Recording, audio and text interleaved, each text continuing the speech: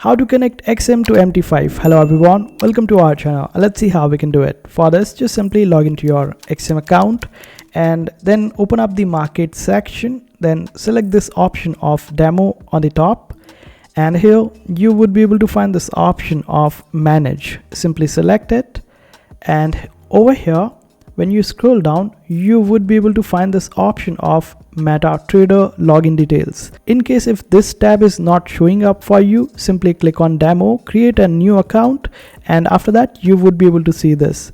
Simply click on MetaTrader login details, and here you would get the server detail and the MT ID. Open up your MetaTrader account, and after that on the server section, simply create a new account and then search for XM Global and make sure it is MT6, and after that use this MT ID as your login ID and then use your password, and this way you would be able to connect your XM to MT5, and this is how you do it. I hope this video was helpful. Make sure to hit that like button and also subscribe to our channel for more helpful videos.